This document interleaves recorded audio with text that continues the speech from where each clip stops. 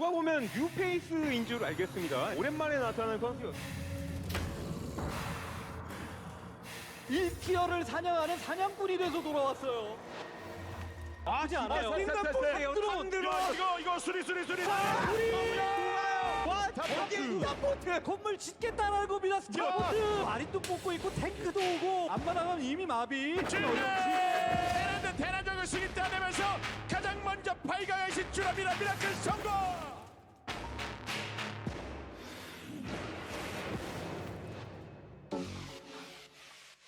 다 뒤지면 돼요 그냥. 소심했던 시절에 윤스턴은 없다. 그렇죠. 돌아가요. 질럿이.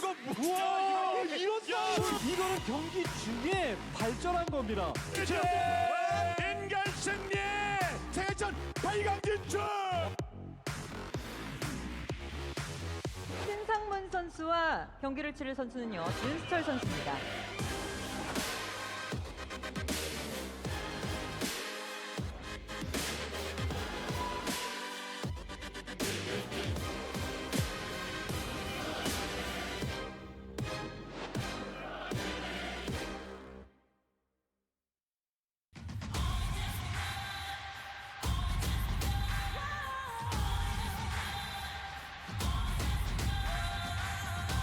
What's up, everybody? Welcome back to the ASL. This is the round of 8, day 2. And I gotta say, this might be the most unusual pair of players to have in a round of 8 ever in an ASL. That is 100% correct. Like, this is a shock that they're both here. And the fact that they're playing each other actually makes a great match, but might make an unbalanced round of 4. So, yeah, I don't know what to say about that one. You know, it's crazy. Leta is someone who's been playing forever. He's always had a very distinct style in that he likes to go for wraiths a lot in TVZ, in TVT. We don't really see wraiths used in TVP, but they can have their moments in very rare occasions. And he managed to get to the round of 8. And then, of course, Tulbo, somebody that kind of spiraled out in the last couple of ASLs, somebody who was like, occasionally able to get into the round of 24 and maybe put up a fight and usually would get flushed out with the rest of the weaker players, is now here in the round of 8 as well. And crazily enough, in the group draw, these two players ended up getting paired together. Yeah, it's a wild set of circumstances that has led here. And, you know, there's like a lot of great players that are missing from this tournament. So to see them getting deep, I'm very happy for them. Something that was mentioned a lot on the Korean commentary side that we don't really talk about is these guys are 4th seeds, which is kind of what they're like, wow, it's like these guys are coming in seeded last in their group and they're winning and they're getting through.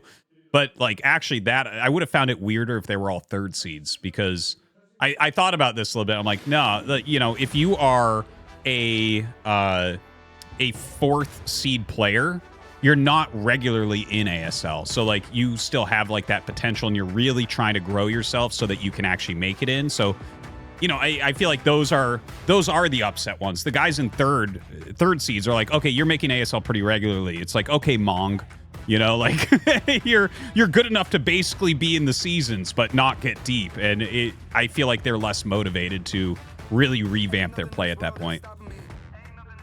Yeah, good enough to basically always be here, ever strong enough to go deep. You know, the story of what Leta and Tulbo have done here is incredible. And by the way, the games they brought are great. They've brought really world-class level games here. It's crazy, too, because Leta has really stayed with that Wraith style, right? I mean, I remember watching Leta, I think I was like back in high school or something, early days of college maybe, and thinking, okay, I get that he likes Wraiths, but this can't be what he does forever, right?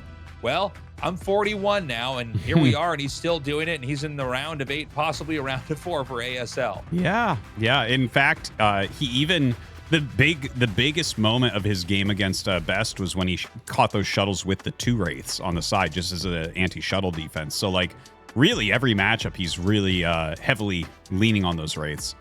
But Tulbo has been putting out some pretty good games. I think he's made a way more mistakes than Leta. So I am leaning towards a Leta victory, but I really don't know. This really feels like it can go either way. Yeah. And of course, the winner of this is going to face off against Soma, who is looking like he might take this entire season of ASL. I mean, the way Soma took Hero apart was crazy.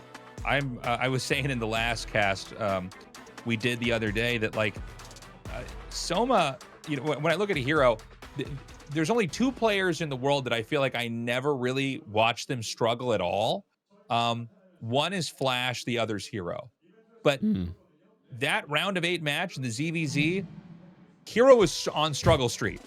He was really hurting. He was having a hard time figuring anything out, and Soma just crushed him. So whoever the 2 wins here between Tulbo and Leta, it's going to be a very, very tough round of 4.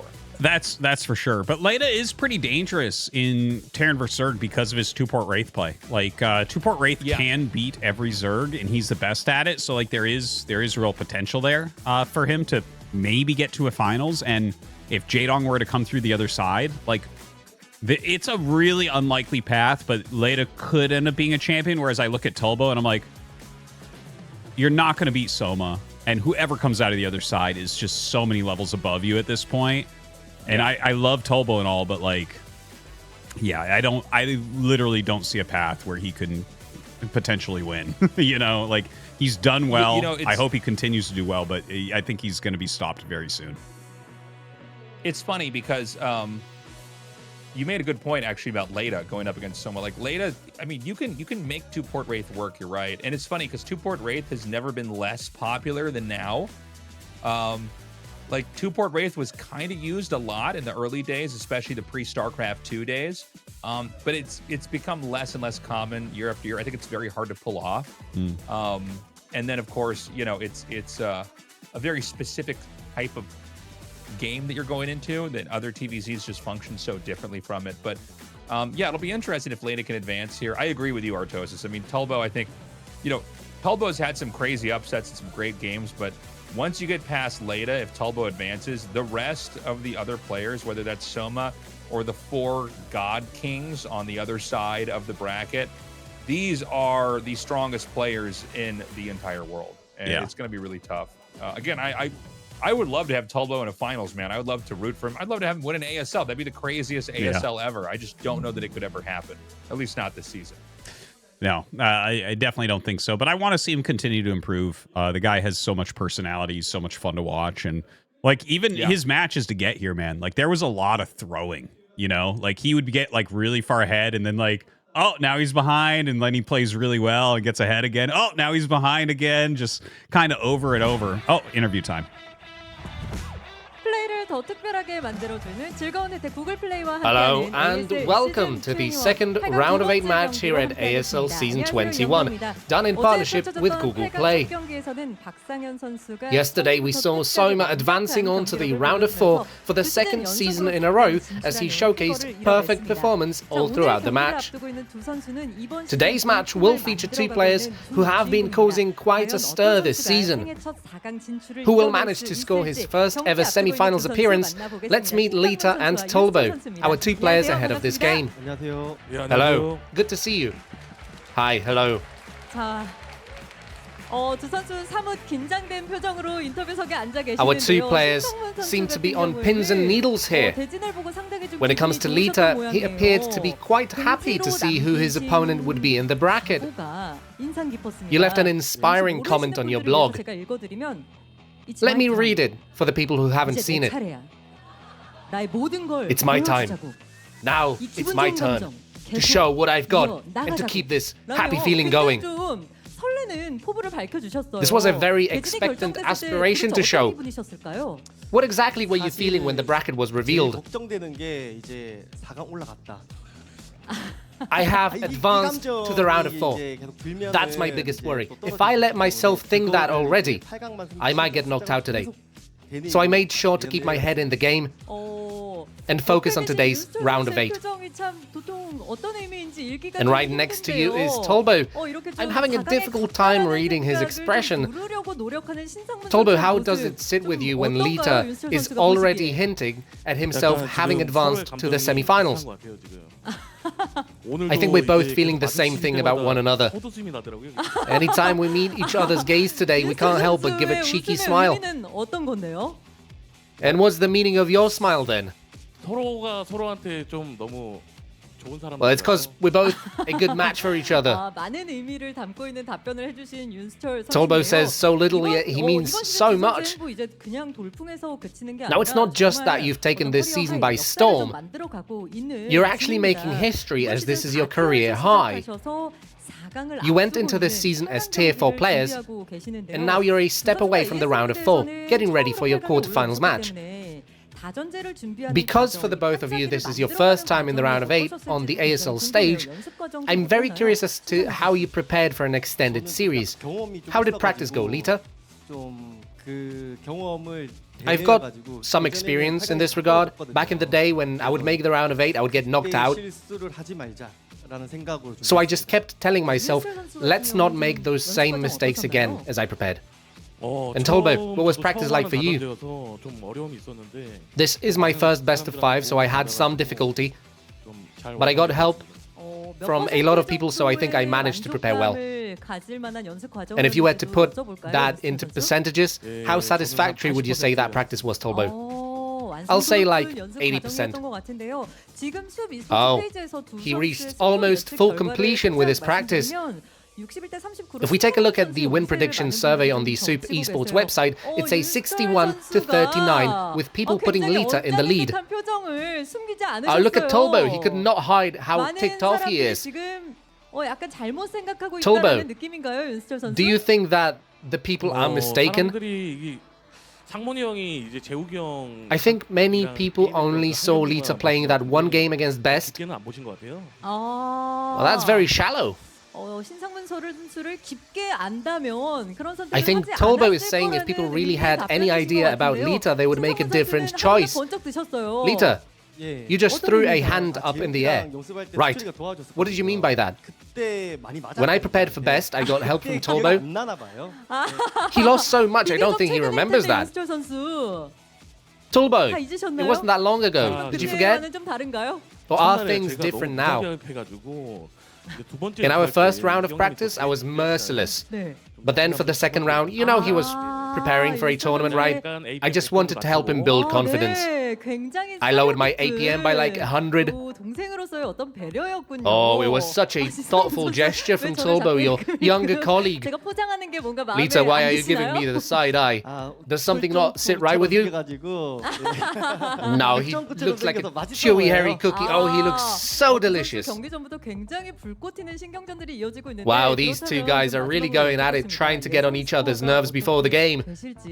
Let me ask you one last thing then. If that's the case, then what score do you predict? Leta, what do you think? I've not lost once since the round of 24.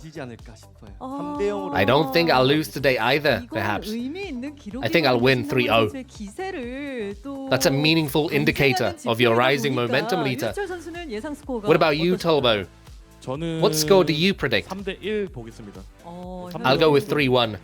3-1 or 3-0 is... Oh, you're dreaming, mate.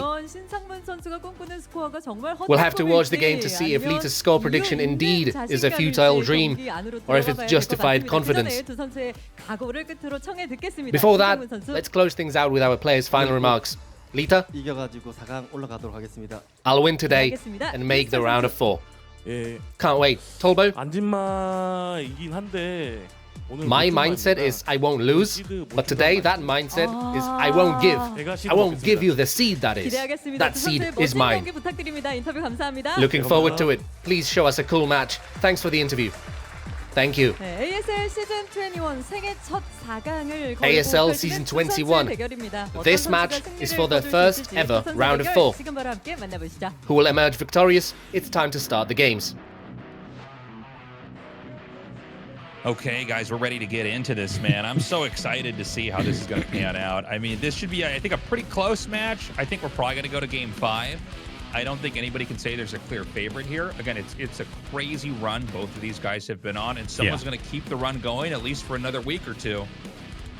Guys, one of these two are going to be seeded into next season and control a group. Like, that's wild. Because the group selection, if you watch it, it's like, it's so funny already, but with one of these guys leading it, can you imagine? Every pro will be begging Tulbo to choose them if he's a group leader. Like, it's just the way it's gonna be. So Leta here is, I mean, it's if you told me that Leta was going to be in the Final Four of the Star League sometime in the future, I'd be like, really? Really? Yeah. And he might pull it off here. I mean, both these guys, by the way. I mean, I know these are not the usual players we have deep in a tournament like this in the ASL. And, you know, the ASL, round of 8 is crazy to get that far. That's so massive. Yeah. These guys deserve to be here. A lot of great players failed and flopped and fizzled out in this ASL. These two did not. But now it's going to come down to who can really pull through here. And by the way, I want to say Tulbo, both these guys are going with eyedroppers. Damn. That's crazy. Yeah, I don't even. Because, you know, sometimes we have, you know, players on camera and I go, okay, this guy's the coffee drinker, or this guy's the gum chewer,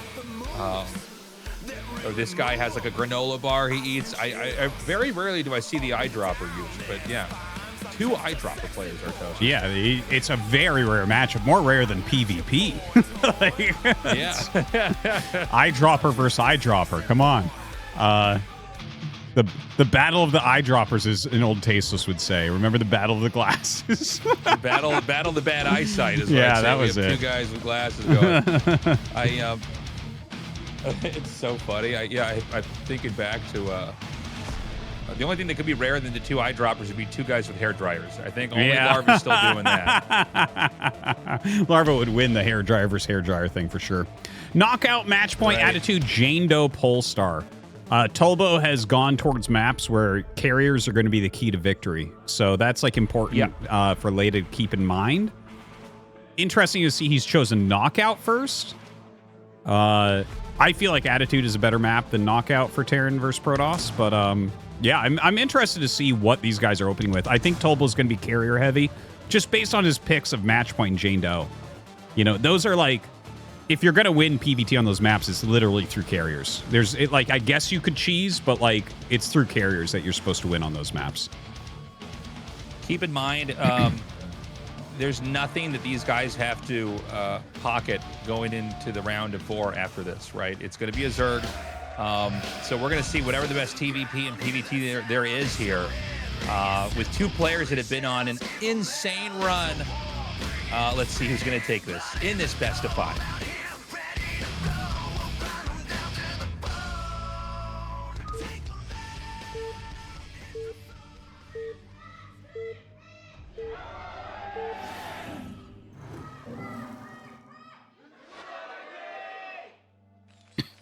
Okay, we've got Leta here in the bottom left and Tulbo in the top left. Let's get into it, guys. I'm so excited to see these 2 guys duke it out, and I'm so curious what the games are going to look like exactly. I do think Leta's weaker matchup is TVP. Okay. He can put up a good fight, but I think it's a lot less impressive than his TVT and TVC. Would you agree, Artosis? I agree in general 100%. Although, for me personally, the game I was most impressed with from him was the game against Best on Octagon, where he won that big macro TVP. Because and I think the reason why I'm so impressed is because normally that is his big weakness. Dude, I love these pictures. Oh my god. Tulbo There's a lot running. of Tulbo fans now. Oh yeah. You know, Tulbo is hilarious in these interviews. And I mean, especially in Korea, a lot of people just love this guy. So it's going to be fun to see how exactly he performs here. Well, this is actually something that makes me really happy, is to see because Leta actually has a really good personality too. To see players with good personalities do well. Because here's the thing, not to be talking trash. Yeah, see, it's Protoss favorite on this map so far, Knockout. That's why I'm like, that's a weird first pick. But like, I don't want to be mean about it, but like, Flash doesn't have the greatest personality. I'm not like, wow, I want to be his best friend. You know what I mean?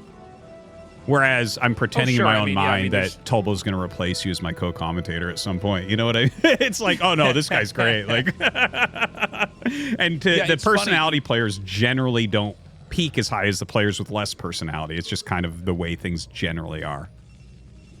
Yeah, it's an interesting thing. Like, I've met so many pro gamers, StarCraft 1, StarCraft 2, all other RTS games, all other games. Like, we've just met a ton of pros in our lifetime.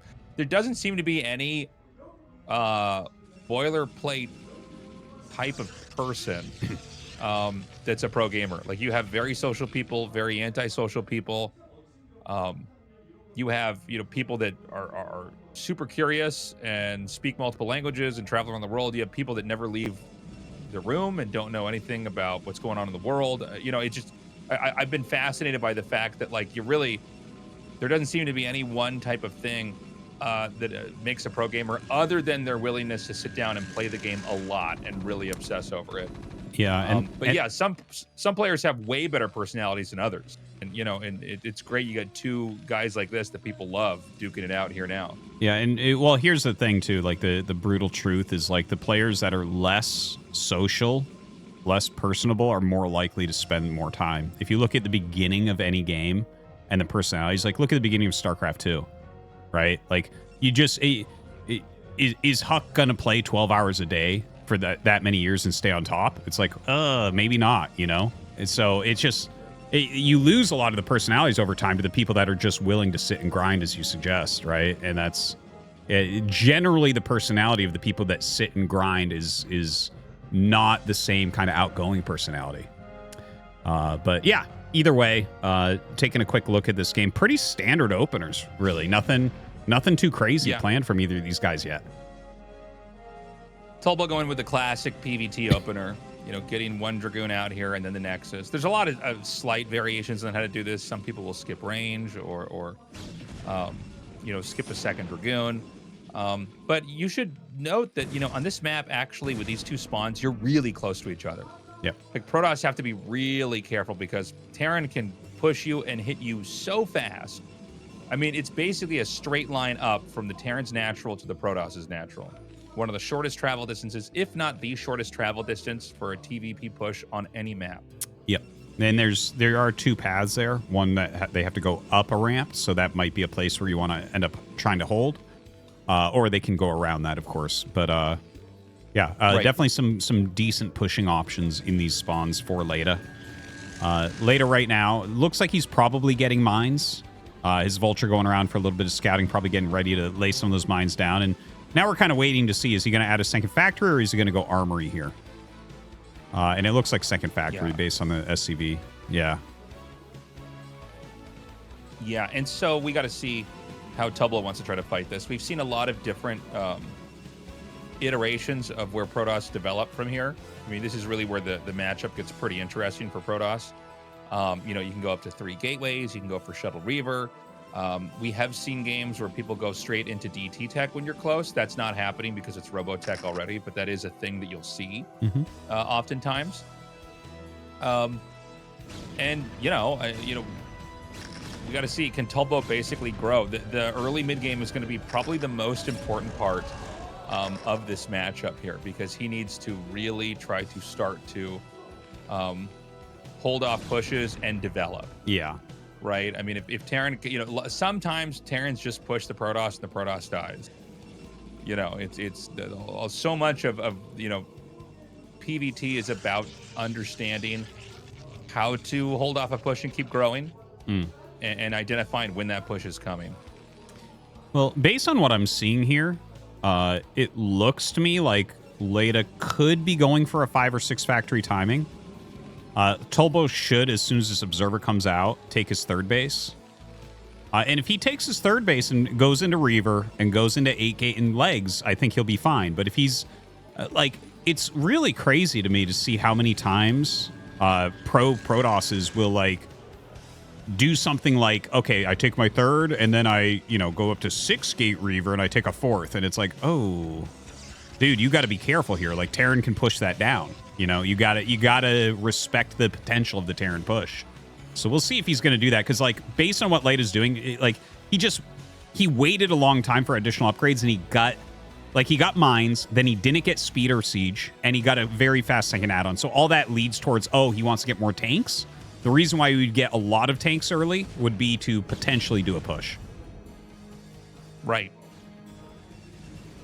So we're still on 2 gates right now with the third Nexus starting here. I'm a little bit surprised he went for this fast, but I guess he's going to get away with it. There's no push coming just yet. He hasn't accumulated enough vultures or enough material to kind of give him the muscle to really assert himself on the map here. But Leta's going to go up to 4 factories, I believe. Yeah, there are 4 factory timing pushes, but they're not popular anymore. They're pretty rare to see. That'd be cool if he has one like mapped out right now. I would like to see. Scan was actually telling me he was working on one lately. So there's definitely, it's floating around. There is a 4 factory build that's kind of floating around, but hasn't been utilized too much. It kind of looks like that's what he's doing here, because those were very fast factories. Like if you're doing 5 or 6 factory, you add them around 7 minutes and 30 seconds. Here he added them before 7 minutes, but only 2. So yeah, he might be hitting a 4 factory push, which is, again, an older build. So Protoss is going to stay on 3 bases while Terran's on 2. I mean, you could maybe try to get a 4th base, but it does feel like it's a little bit risky. Like, if you're going to look at the basic formula, before the first push comes, Protoss needs to just have 1 more base to the Terran. Yeah, right? For sure. And you know, unless you see that the Terran basically make a quick 3rd command center, then the whole game turns into something very different, and you're both macroing out. So Leta's going to basically have, I think it's about 8 to 10 tanks in this push, and there's going to be a lot of vultures reinforcing. And he's going to try to come up here, and I don't think there's a Reaver in that shuttle yet. No. He's going to use these 2 vultures to basically draw some of the Dragoons away, and then this will allow the tanks to just come up here. And by the way, like, I don't know that Tulbo even saw this push coming. Sometimes it's going to happen for Protoss where you like move the observer around and check for an extra base, which I think is what he did. If you look at the obs, it went down to check the 3rd and then went back, and I think it literally missed the push. And now Terran's just set up shop out here. If this turret gets up, which it looks like it's probably going... Okay, good. He has a Reaver there.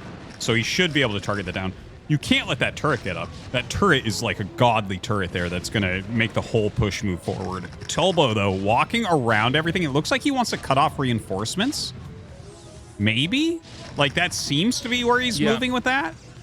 This push from Leta, though, looks very strong right now. And if Tulbo's going to move his goons down there, not only does Leta have to turtle his position, he needs to push up to the Nexus immediately. If your opponent moves all his goons down there, he can't stop the push. So you gotta go before he cuts off reinforcements, gets a few more rounds, and then breaks your push. I mean, this looks very bad for Protoss right now. Yeah. You know, when Terran gets, like, you know, turrets and a bunker and all the mines set up over here, and he's basically separated the 3rd Nexus from the 2nd base and all the gateways in the main. Okay, hold on. He's going to try to come up here. Oh, God, this looks so painful. Yeah. Reaver shot comes in. He does take out 2 tanks. Okay, not bad. I do like the 1 Reaver that he left up here. But, yeah, this is just insane. I mean, I don't know. All Terran has to do is get 1 or 2 siege tanks up here and start shelling that 3rd Nexus. Yeah. Yeah. Anywhere where he can actually start hitting a Nexus really puts a lot of pressure onto Tulbo. The Dragoons are coming up for the counterattack now, or the flank, rather. He drops a Reaver right in between the tanks, which actually, that was a pretty decent move, I think. It looks like he is going to be able to technically hold this. Leta is losing a big chunk of army, but Leta has already started his 3rd command center, so he's not like dead from losing this push. Like, Tulbo lost a lot of units. It was not pretty how he ended up holding this, but he ended up holding this, and he kept his Nexus alive, and really, he didn't lose probes. It was mostly army that he's like, oh my God, he's just walking through every mine. But, like, he's still alive here. Yeah, I mean, the most important thing is that he didn't lose any probes, right? Like, normally you would have lost a bunch of workers, and the problem is that it's basically just a 3-base Protoss. He's barely hanging on here, but the push has been thinned out quite a bit. Tulbo, by the way, has 2.1k in minerals, so, you know, I don't think he has enough gateways. Certainly, he might have also been denied mining gas at his natural, because he has, like, way too many minerals and way too little gas. Yeah, like, this is so messy. The fact that Leta's up here right now, getting all this damage. Look at the probes being pulled. Oh my God, but Tulbo is going to, again, kill the tanks off here. And he still hasn't lost that many probes, which is the thing that's crazy to me. It feels like this is a game where he could have lost 30 probes already. But he just hasn't. He's kept his workers alive. So if he can stabilize this, he can get some pretty big macro going. You know, he's actually way up in supply. Right. Like, this is still anyone's game. It's crazy that Leta hasn't killed more workers here. I felt like there were so many opportunities to just corner those probes at the third base. And even now, like, he's like targeting this cannon. And I'm like, oh, God, man, if you could just kill like 5 or 6 workers even, that would be huge. But yeah, tulbo's worker count's never really been interrupted. It's it's really boding well for him in this game because he's got way more supply. He's got the 4th Nexus up now. Again, he needs to be able to clear this out. Clear out this push and just gain map control for like 2 seconds. That's what tulbo needs in this game, is just like, just get that map control. But Leta has been pushing pretty relentlessly while setting up his expands. The thing is, it kind of reminds me when you see like a lurker contain against Protoss. I'm like, if you end up losing these units up here Leta, you're not going to have that much at home. Yeah, you know, the thing is that Leta's now been on 3 base for a while. Right? The 4th base isn't really functional. Oh my god. Oh my god, he dropped the Reaver. He lost the Reaver to a mine and siege tank shots. So Leta's probably going to get further ahead here. The problem right now for tulbo is he needs to basically break the contain. If he can smash this position with turrets and mines and tanks outside of his base, then he can roam the map, he can do a lot. But otherwise, you know, Protoss being constricted like this, especially where all of his gateways are in one spot, and that's repeatedly getting sealed up here by Terran, that's really bad. Okay, I just saw Zealots pop out. I was worried that the Z key on his keyboard was broken because he was made like about 60 goons so far this game and like no Zealots. But luckily now he is making some Zealots to help bomb out. Those are going to be really, really important. Does not have legs yet. You definitely, even when stuff like this is happening, you got to remember to get your Zealot leg upgrade. And it's not like he hasn't had the money. Like Zealot legs is the most important upgrade after Dragoon range for Protoss. Like you absolutely need it if you want to break these types of pushes. Yeah, well, you need to be able to drag mines into tanks and have Zealots tank shots for the Dragoons. You know, the Dragoons are going to be doing a lot of damage in the back here. Oh, man, walking into a mine here. Yeah, he's got to be careful. Some of these units are going to get fished into this position. Again, though, you know, Leta's not really doing damage. The position's bad, but like tulbo's still making workers. He's on 4 bases. By the way, Terran's also now on 4 bases with SCVs being transferred there. So I'm a little bit worried. Terran on 4 bases is really scary. Yeah. And when Terran's on 4 bases, Protoss need to be like on 5 or 6 bases. It's not just that either. He has his science facility. So like he's getting upgrades. He's keeping his expansions going. tulbo's taking a 5th base. This is a very weird Terran versus Protoss game that we're looking at. Very, very weird. It's so rare to see a game where the push has been going on now for half of the game. He pushed out at like 8 minutes. Yeah. And like it's still here. Okay, Zealot legs are done. He's going to try to... Well, he's going to push back part of this at least. He doesn't have enough to break the whole thing. But yeah, it's looking more and more grim here for tulbo as the push maintains its footing. But not just that. Like Leta getting his additional upgrades. He's getting EMP. He took a 4th base. Like, Leta's multitasking behind this is really top tier. If he only had 3 base still, I'd be like, okay, like, this is still super doable, but I'm nervous for tulbo now. Okay, he's once again Zealot bombing. I haven't seen Zealot bombs used this often in a PvT. He's got the right idea. The problem is that Leta's so good at filling this back in. Once the tanks are wiped out, a new set of tanks come in there. And, you know, the more tanks that fill in this spot, the worse this game's going to be. I'm really starting to feel Leta here because, you know, tulbo's not able to get out of his base. And the reality is Protoss, the longer the game goes on, they actually have to be able to, like, hit Terran from a bunch of different angles. Yeah. If Protoss have to take all the stuff they have and fight Terran in a narrow area, the Protoss pretty much always loses. There are tricks with Reavers. There are tricks with Psystorm or, like, Stasis. But the reality is that you want to have the Terran stuck back in their base and you're counterattacking them or you're flanking them, all sorts of stuff like that. Leta's going to come in here for a dive again. Really nice unload here on these tanks. This is the moment that he's going to have to try to break them. He has to break everything here and take control of the map immediately if he's going to have a chance to win this game. The Dragoons, though, are getting splattered as they come over. He used a lot of shuttles in there. It was a good idea. But we're still on very basic tech for tulbo. He's attacking through very difficult positions into +2 siege tanks. Leta has Yeah. got game one. This is not a game that you can recover from as Tulbo anymore, I don't think. And for those that are watching that are confused by this, you really got to go big picture, because you might be looking at this and saying, well, isn't Tulbo breaking out, though? It feels like this push is less and less strong as the game goes on. The problem is the damage has already been done.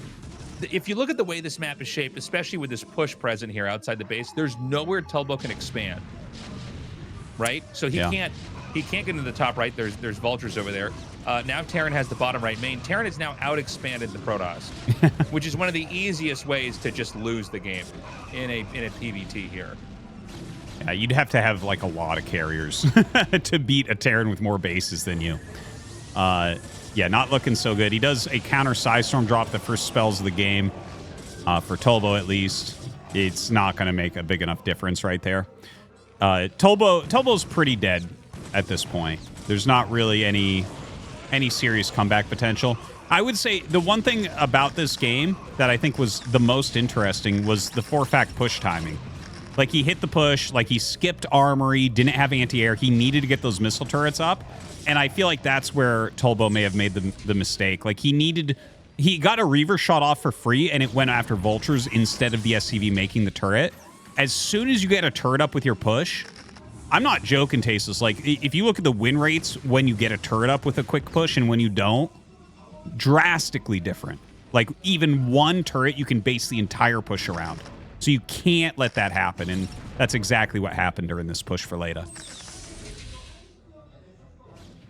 Now, what's crazy about this is, like, the game's still going on, right? I mean, Tulbo has to get the closer off here. I'm sorry, Leta is what I meant to say. Leta has to get the closer off here. So Tulbo's kind of broken free from this. He's going to do some counterattacks. But again, the longer the Terran's on 5 bases, I mean, 5 bases is almost always, like, unwinnable for Protoss. Like, you really can't let him do that, or you have to win in some kind of crazy endgame position.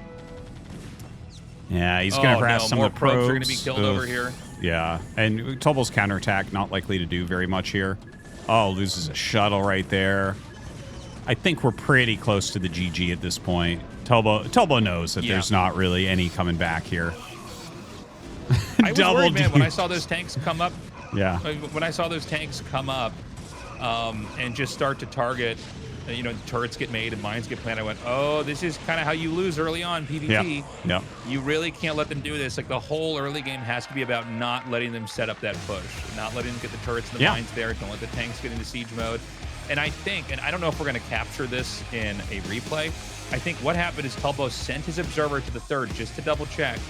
And when he did that in that period of time, and it wasn't intentional, Leta has no idea where the observer is, Leta pushed.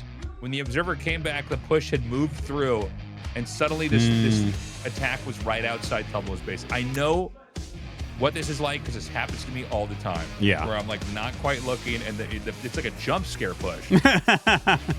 Yeah. I think Tulbo did a lot of things well there. Moving the goons around to stop reinforcements was fantastic.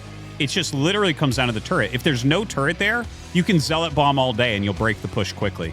With the turret there, you simply can't do that. Like, it's a full commitment anytime you try that. So a little mistake leads to a big loss.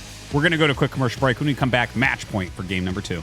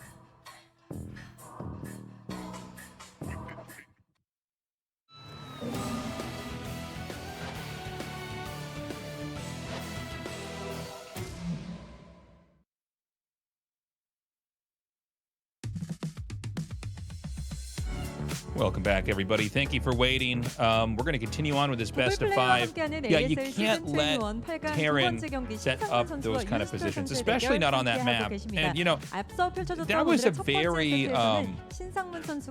very realistic play by Leta to do the quick push in close spawns on that map. Like, I think that tulbo was a little bit too loose on his defense, was a little bit not quite prepared for what was coming, because like when you're that close together, it's really tempting for Terran to try to come out there and hit you hard early on. Yeah, and he hit the push just right. Like, he had good intel with his vultures as to what was going on. It looked like what it was from tulbo, and when you hit that push, you're trying to get out there before they have a reaver in front of you, because you have no anti-air. You have to get up there and make a turret with it, because you've skipped your armory. You're just going really fast for factories, and you're hoping that they're going to sit in a defensive position and not slow you down. And it worked out well for him. It's like, I really think it just comes down to that one scarab. If he had targeted the SCV making the turret, that buys him time to stop the second SCV. There's only so many SCVs with the army to make turrets. And with his goons around stopping reinforcements, if he stops every turret, then he abuses the army with zealot drops on the tanks, forcing them to unsiege over and over. Comes in with enough goons and slaughters it and is way far ahead. This is part of the reason why 4-fact pushes aren't really used, because if you do these things, you're going to crush them. So I don't think that's something that Leta is going to be able to rely on. Hopefully tulbo will understand what he needs to do to stop it going forward. Yeah, I don't think that we're going to have another game that looks like that. That's pretty unusual. No, actually, let me rephrase this. It's very common to see a game end like that. It's unusual to see a game in an ASL end like that, if that makes sense. Because, you know, people are so good at basically preventing these kind of basic attempts at pushes coming out here. But look, I mean, Leta's got that 1-0 lead. The maps we've got in the lineup, they're all very different, and they've got a lot of different ideas that have to be implemented and approached. So I think the rest of the series is probably going to look pretty different. Yeah, I think so. I think there's going to be a big variety of builds coming out here. I'm really interested to see what tulbo wants to own match point, because he chose the map. I'm guessing it'll be like offensive gas, Nexus first, and the carrier. That's like the strongest overall thing, but it's a little bit predictable as well. And I'm sure Leta has his own plans here also. Yeah, match point definitely a rough map to play on for Terran. You know, I mean, Protosses can really abuse you on that map, I think. You know, gas steel, obviously any map with only 2 spawns, gas steel is going to be very strong as well. But yeah, game 1, a little bit disappointing there from tulbo, although in some ways it was impressive. He actually lasted as long as he did. Yeah. Usually you either get pushed and die, or you get pushed and you eventually fight it off and the game goes on. That was like one he just never quite stopped the push, to the point where Leta had like the entire bottom of the map. Where it's like, well, this isn't how TVPs normally end up, but at this point in time, Terran has so many bases, it kind of doesn't matter what the other side does, right? Yeah, well, when you get that many bases, it's so rare to see Terran even get into a position like that, but I don't know. This is the way tulbo games look. Like, he definitely makes some bad mistakes, but there's definitely redeeming properties in there. Like you said, he stayed alive for a long time. He kept battling. I think if he doesn't get into a terrible position like that early on, it's going to be a great PvT. Yeah, Tulbo here with the hot pack, pushing it on his eyes. I love hot packs, by the way. I love using those. It's so nice to crack one open and then just have a nice little warm pack to put on your hands and your wrists to get that blood flowing. We're going to go to match point finally here for game 2 and see what exactly Tulbo's got planned. And you said Tulbo picked this match, or yeah. Tastosis. Yeah, a little bit surprising to me, but yeah, we're going to see.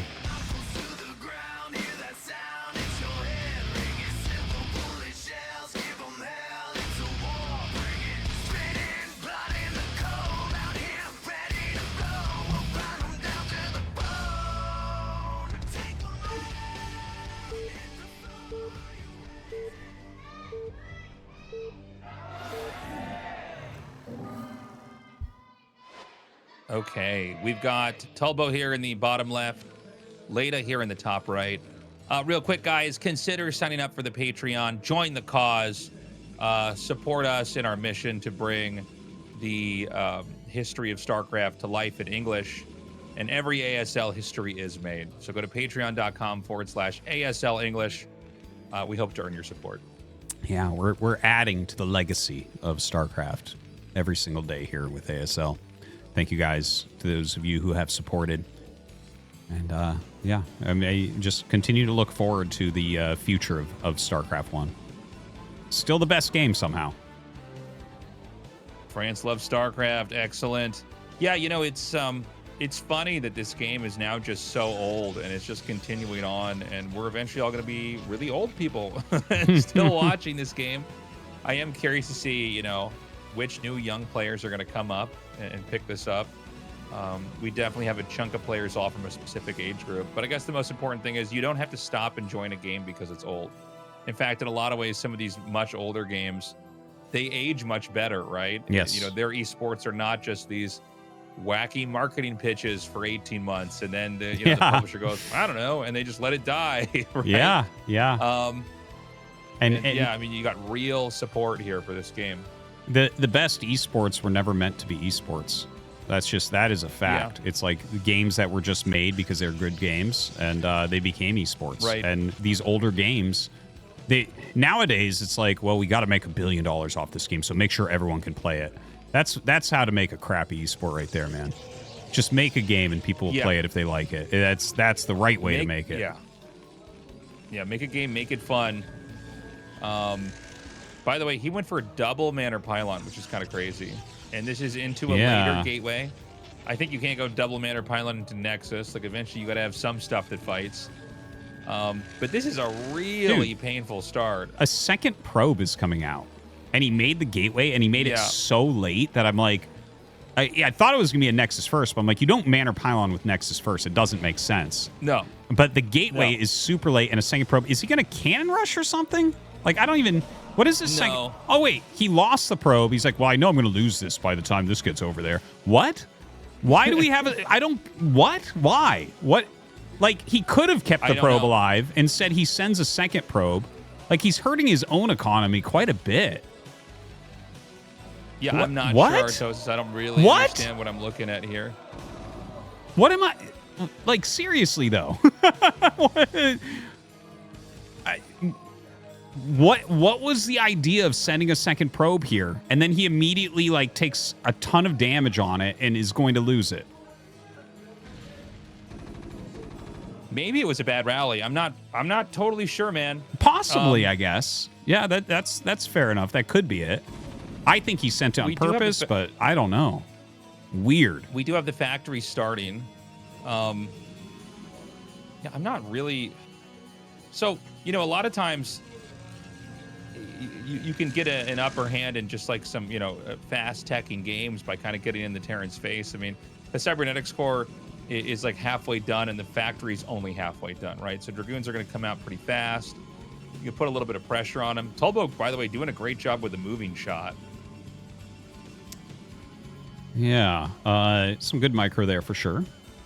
And he's going to go ahead and get his Nexus going. He made a full wall there. And he's going to mine some of the minerals out to make the hole to get out. I'm surprised on the full wall. I didn't expect to see something quite like that, but okay. I can't think of a reason why it's terrible or anything like that.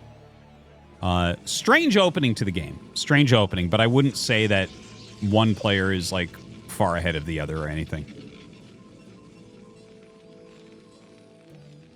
So we've got the add-on here. Yeah, what started out as kind of a weird-looking game has really slowed down. So now we're going to get the expansions up here. So I think we're just going to kind of go from a bumpy start with kind of an unusual set of decisions from Tulbo into like a pretty standard TVP here. So, you know, there's a lot of high-risk stuff that can happen, PvT, on two-player spawn maps, but I think that Leta's basically past that. And look at this funny entrance here. He's got double gateway over here at the front. Now, you don't normally ever see gateways as part of the wall unless it's like the first gateway and you're watching somebody like Bisu play who likes to do a lot of these kind of forward gateway pressure plays. Yeah. But you got to be careful. Like with two gateways up here, let's just say this gets pushed. Those gateways are going to go down and Tulbo's going to lose this game. I would be pretty surprised if a push hit here. It's a hard map to hit like a push that would hit the natural on. The map is so great for anything that flies. Like I would imagine. Oh wow, 3 gates really quickly. So 3-gate observer. He might be going for like the oops you don't have siege mode push. You know this push where you go 3-gate observer. Oh and yeah, like, I do this. And yeah, and like Terran's trying to be a little bit greedy and doesn't have siege mode, and then you just like kind of walk through all the mines and kill him. Well, basically, what happens is like if you're worried that you're going to get pushed, you go for 3 gates, and then when the push doesn't come, you just do like a skill check. Yeah. Where you just run up there and like, yeah, I mean, if they skip siege mode and they're being greedy, like your Dragoons will kill the bunker. I don't even think he has a bunker in this game. No. But if there is a bunker there, they kill it. They then run up and like shoot the tanks and the Marines, and like Terrans will just lose games sometimes. Because I think what happens is that Protosses from the past were so afraid of siege mode and so used to thinking that, well, you have to get siege mode at this point in time. Yeah. The Terran players would just skip it and get more factories or, you know, get upgrades, armories, stuff like that. And then what happens is suddenly, like Dragoons, they can just walk up and shoot your tanks down. Dragoons are actually not afraid of tanks when they don't have siege mode. Very, very true. Like they actually crush tanks without siege mode. You know, it just kind of has to do with like, are you going to get that siege mode upgrade? Maybe you're trying to get quicker speed out or something. Thing is, there's basically timestamps you learn as an up and coming Terran about like, oh, in a standard game you get siege mode at 6 minutes, and if you do, the 3-gate observer doesn't kill you. This game, of course, the timings are all really weird because it was like double offensive pylon, slower factory, slower gateway. You know, just a very weird opening. Unfortunately for Tulbo, he is walking into a few mines here.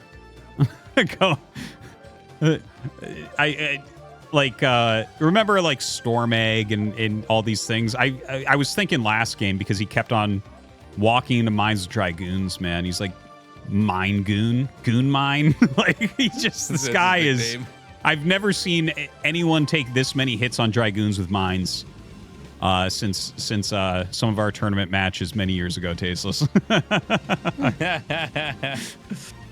By the way, it looks like one of these gateways actually spawns a Dragoon out on the outside or on a weird spot where it has to go through the minerals. So that's going to be really annoying. You know, you're producing out of a lot. So you see how these Dragoons are getting stuck over here? This is really bad. It just means one. Yeah. Dude. How is his building placement this bad? This happened to him against Sock when he got his DTs trapped behind the gateway, remember? He would have won that game if that hadn't happened. 100%. All the pros agreed.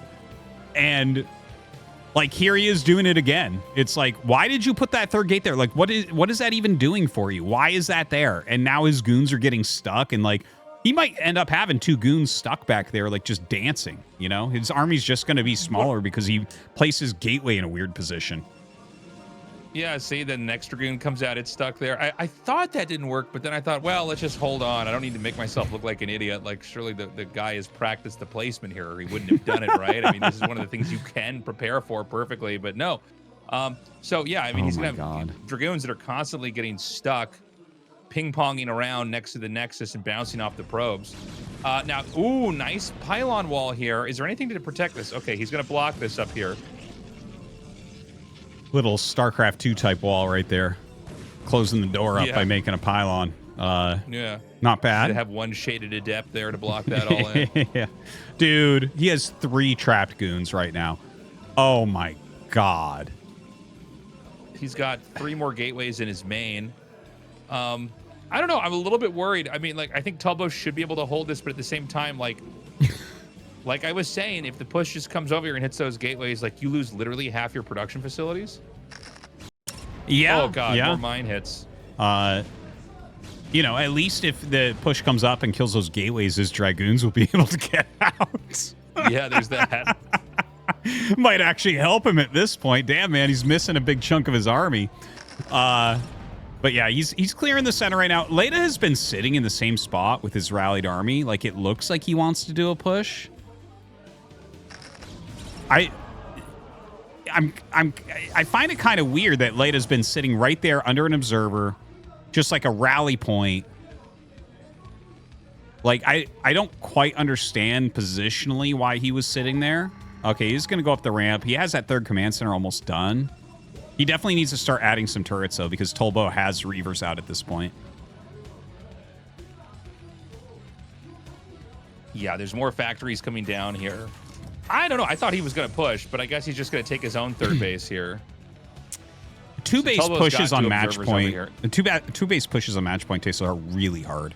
It's really hard to pull it off with all the terrain changes and all the ways Protoss can run around and just how strong shuttles are here in general. It's like, it's... I don't know. I never see anyone try to do a 2 base push on this map.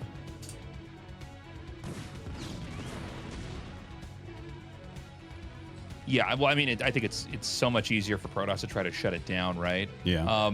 So it's going to be the 3rd base coming down over here. tulbo's going for the pretty modern style, which is basically he went Reavers, then into speed shuttles with Templars later on, which you can also tech after this. I mean, you're allowed to go for Arbiters when you do this. There's no, you know, you're going to be a little bit tight on gas. You can also go for carriers.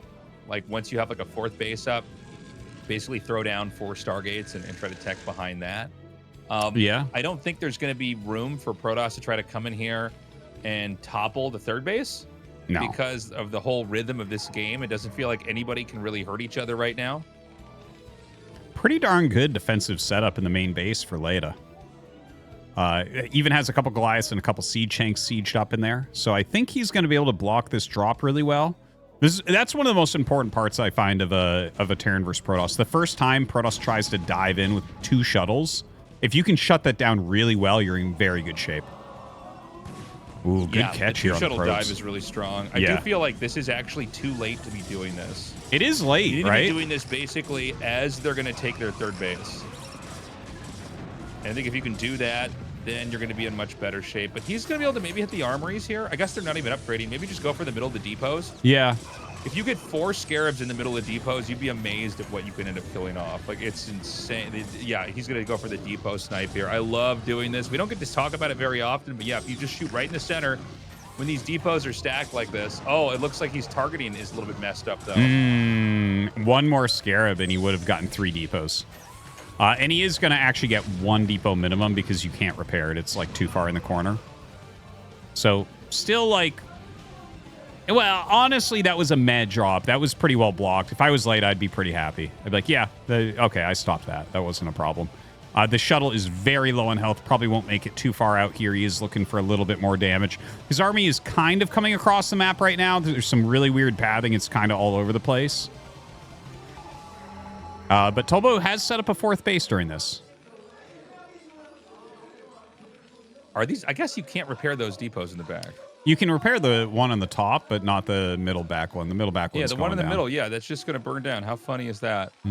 I guess I knew that, but it didn't occur to me until I actually just saw it. I'm like, yeah, there's no way to get that back there. Oh. He got out of siege shank range. That was actually pretty good. That was as good as you could do with that. Yeah. You just want to try to see what you can get away with. Can you get an SCV? Can you get a Goliath? Maybe another turret? Just trying to get some kind of value.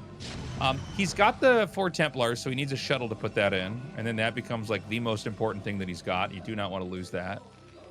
And yeah, I mean, talk about a slow game, right? We're at 14 minutes. The supplies have not grown as quickly.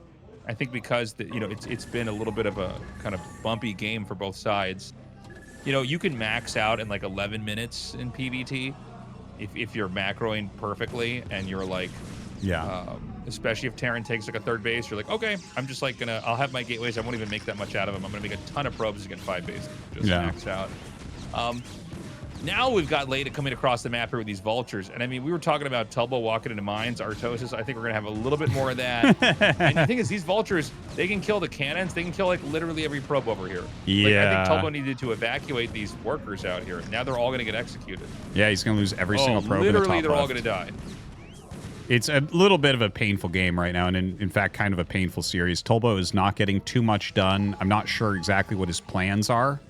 Like, the opening to this game was weird, and then looking at the way he's playing it, if you play it like this, like, he's playing a pretty standard game. He's like, yes, I have High Templars, Speed Shuttles, Zealots, Dragoons. He's adding the second Robo. If you recognize this as Terran, and you just play a slow, turtley game, like, the way that Protoss wins in this position is they get really cost-efficient because you feel like you have to push because they're taking too much of the map. There's no map to take! Best case for Protoss is 6 base against 4, which is playable as Terran. And you can probably deny one of those bases. So that would be 5 base against 4. And it's like, okay, how do you win with this comp? Like, this is that's why I was saying, like, he chose maps where you kind of need to go carrier. Like, if you don't go carrier on match point, I think it's Terran favored. I basically agree, Artosis. I'm not sure what exactly the mindset is here, because you're right. There's not enough map for Protoss to take to where they can kind of dominate in a way. Like, Protoss players love these 4 spawn maps because you can take another main and then you can take another main. And, if you have 3 mains, obviously counting the one that you already started with, it's just too hard for Terran to push. Sometimes Protoss can make it work just with 1 extra main. But these games where you don't have that kind of a way to grow can be a lot harder to pull anything off with. Yeah. Well, it's so comfortable as Terran. The thing that kills Terran turtling is switching into carrier, and he's not doing that. So, like, just stay pretty defended. In fact, he's using his vultures too much, if you ask me. Like, it's okay, because they trade out over time, and your tank and Goliath count grows, so overall your army gets stronger. But what I'd like to see from Leta is him just push up and take the bottom right. If he just takes that 4th base, which would be his 3rd gas, and controls his area, how do you win as Tulbo?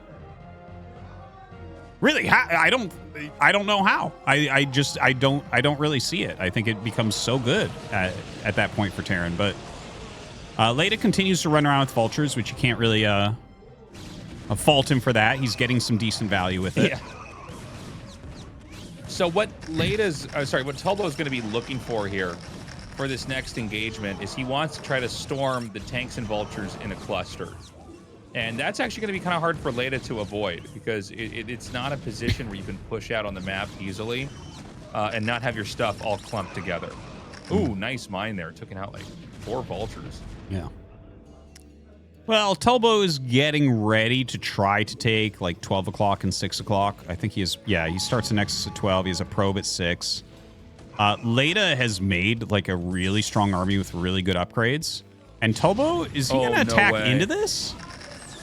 What? I have no idea why he would do this. This is literally like the worst time to attack because Terran's about to be maxed out. You can only do this if you just maxed out, out, and Terran was like maybe 140 supply, 130. And that's people like Best or maybe the players that you think of when you see moves like that, but he's basically attacking into a maxed out entrenched Terran army. So I think this is a really bad sign because now Leta can push out on the map. The Templars were killed, by the way. I don't know that he has a shuttle with Templars anymore, and certainly there's less Psy Storms in there. No, that was the first thing on the front lines to die. He just flew right in, dropped them out, everything died. Now, he dropped some High Templars out, gets some Storms there. He's trying to shove through here. I feel like if you took away the name tags, I would tell you this is shuttle playing right now. The way he's trying to shove his entire army through the thinnest area of the map. But he pulls back there. He loses a huge amount of supply. Yeah, like, I guess he's taking 12 o'clock, so that's, like, pretty good, but he's giving away his entire army. He's being cost inefficient. Leta is going to be able to super easily break onto high ground. That might have been the one thing that Tulbo had, is he had a great arc of units and a lot of Psystorm. Pushing up onto the high ground against that is really difficult. But instead, he pushed down into the entrenched position, lost everything, and now he has to run, and Leta gets a free bottom right. Like, Tulbo is not playing this game well. He just simply is not playing this game well. It doesn't make sense how he's going about it. Yeah. Well, Leta's going to get his 4th base. You know, it's not over till it's over, but it's looking pretty bad here for Tulbo. And again, some bad decision-making here from Tulbo as well. It's not like, you know, this build counters that build. It's like just questionable movement here. I think Tulbo may be a little bit nervous right now. Yeah, it could be. The one thing I can say is Leta mined out in top right and his natural. You know, he was spending so much time running around the map with the vultures. He doesn't have a giant bank. He doesn't have a lot of mining. So, like, he has to get this base up. If Tulbo were somehow able to stop him from getting this base, that would really open up a winning path for Tulbo. I don't think that can happen based on how much waste he's done.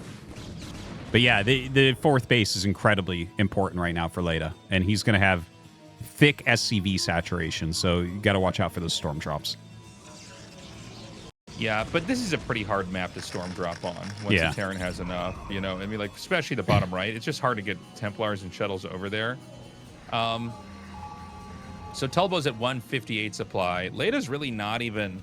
I guess the reality is he doesn't even really have to push. You just kind of take your half of the map, and Protoss kind of just dies, right? There's not a whole lot you can do. Exactly. If they're not going carriers, there's not enough bases for them to kill you any other way than carriers.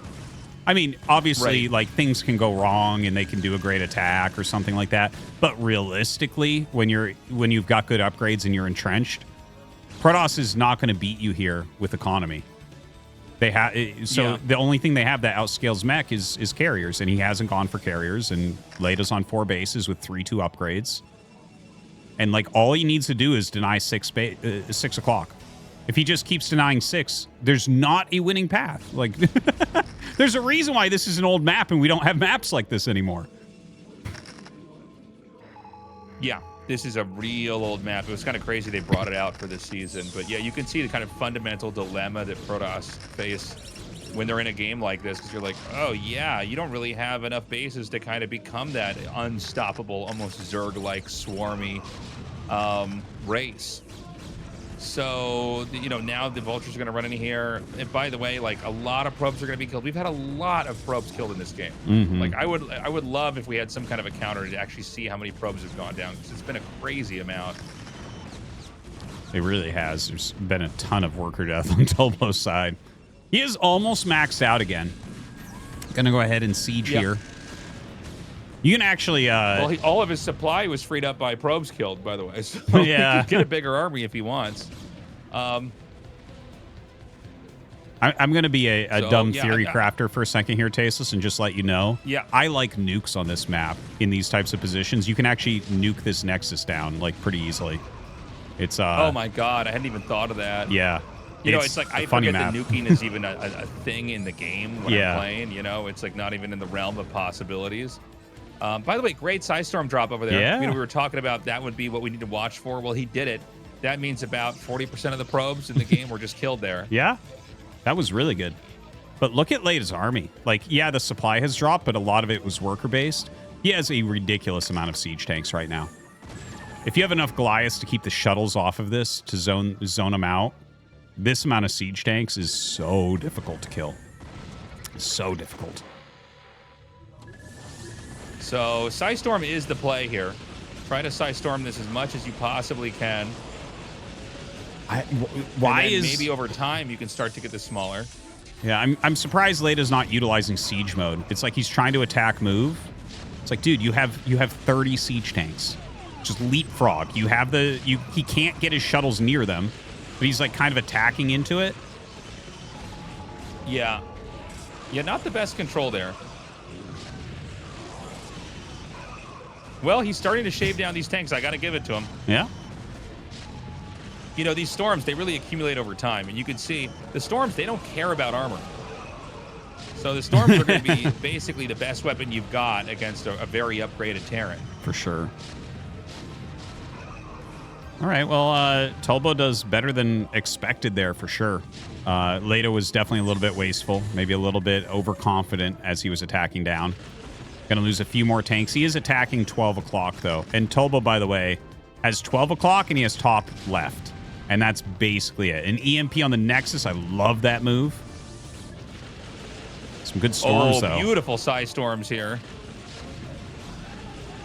Dude. Somehow this tank has been missed. He's dodged every storm just sitting there. Yep. He's losing again, though, a lot more of workers are getting killed here.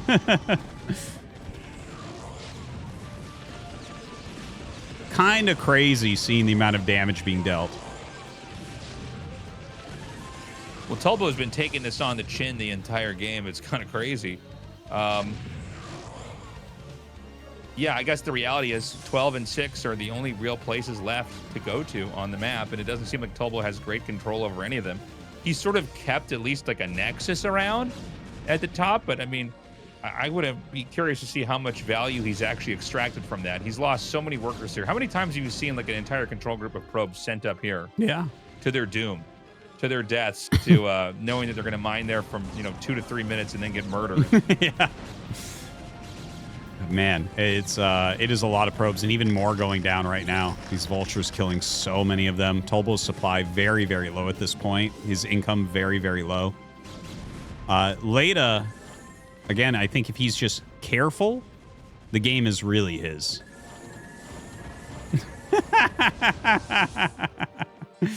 Oh my god. All right, at least he gets an okay storm with that one high tempo that makes it out. I love the amount of turrets Leta has. I think that's how you play this map. You just make lots of turrets. And you watch for carriers. That's it.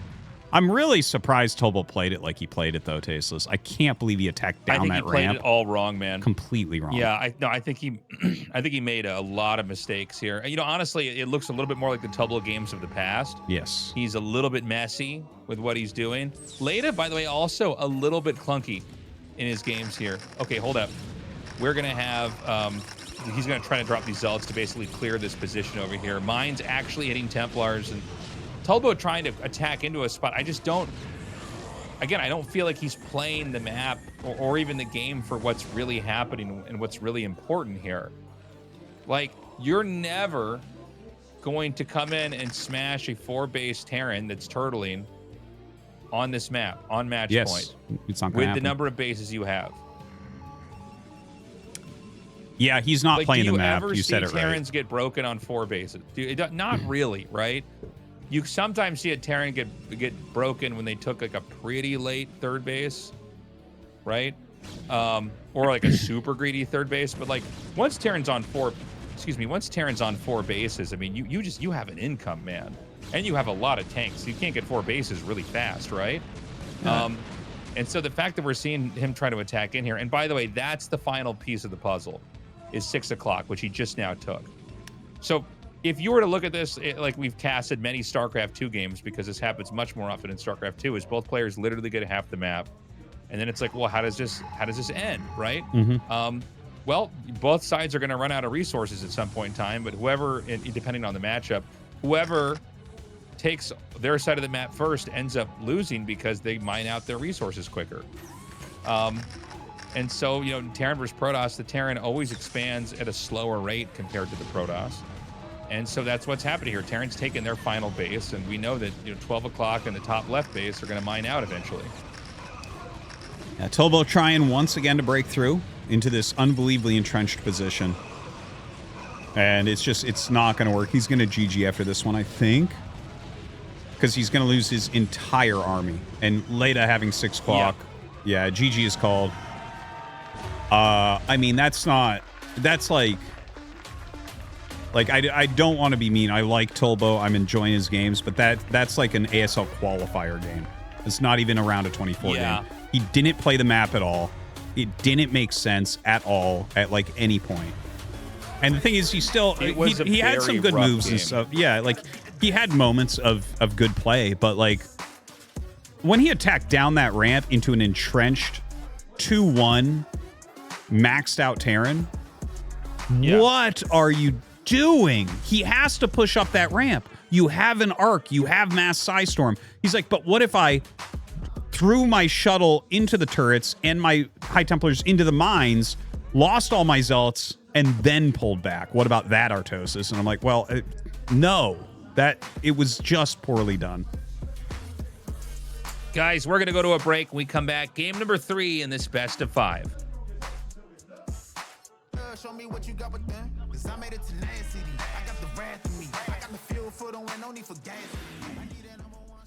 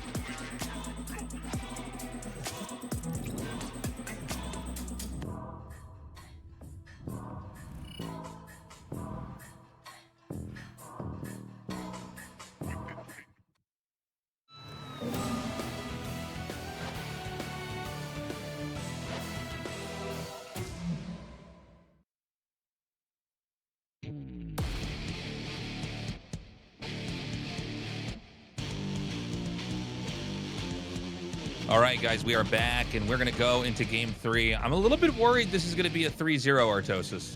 Yeah, it's really beginning to look that way. Leta definitely is playing a bit of a better series so far than Tulbo. He always makes some mistakes, and that's totally forgivable. You know, he has other strengths. He's definitely good at macro and everything, but you can't do like literally the worst thing you can possibly do and hope to win. You know, like it's like what Bisu did against Flash, where it's like you can't lose those Reavers, and he just blindly flies them in over all the anti-air, and it's like what like you guys can't play like this. Like, you will be eliminated. Yeah, I mean, it's sad. I think that Tulbo had kind of a weird start with the 2 Manor Pylons. I think he might have wanted to have gone Nexus first. I think he probably wanted to have gas stolen, but then Leta took his gas first before the barracks, so that prompted Tulbo to do the Manor Pylon, then the second one. Then he was like, well, now I can't Nexus first because I need to eventually have a gateway up. So he went for a later tech build. I mean, his gateways were like causing his own Dragoons to get stuck inside of his natural. I forgot about that. Yeah, it kind of made for like a really staggered, bumpy mid game where Terran didn't really push and took a late third, and then tulbo just was like attacking at moments where it's like, why are you attacking right now? What is the rationale for this? Like, why are you doing this? You just literally don't attack into a max Terran. When the Terran maxes out in a PvT, the whole game changes. You play this keep away game. You try to counterattack. You try to throw down a couple Psy Storms, maybe some Stasises if you're going for Arbiter. And then you take whatever fights you can, then you run back. Because the Terran army, especially when it's upgraded, is a better army than what Protoss has. That's why Storm's so important, because Storm doesn't care about armor. Yeah. But yeah, I mean, the whole start through to the finish, tulbo played a really weird game. I don't think Leta would, I wouldn't give it like a 10 out of 10 how he played, but he definitely followed the right course and, didn't overextend, didn't attack in too quickly, and kind of dragged the game out to the point where, I mean, the Protoss's opportunities have completely disappeared. And so here we are, 2-0. Yep, 2-0. Leta definitely playing better so far. We'll see if he can keep that up and go to a round of 4. He wants that badly. Looks like he's reapplied his eye drops. tulbo here, thinking to himself, how can he fix this? How can he get back on track? Yeah, I want to see tulbo just play like a smart game.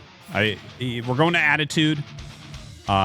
This is like such a standard map and a very comfortable map for Terran, I would say. This is like my go-to map in tournaments. It's like, okay, comfortable, easy to defend third base. Should be pretty good for Leta, but hopefully tulbo can start a comeback. All right, guys, let's go to game 3. Fingers crossed this series gets a little bit less one-sided, because if it does not, that means Leta is going to 3-0 this and go to the round of 4 to fight Soma.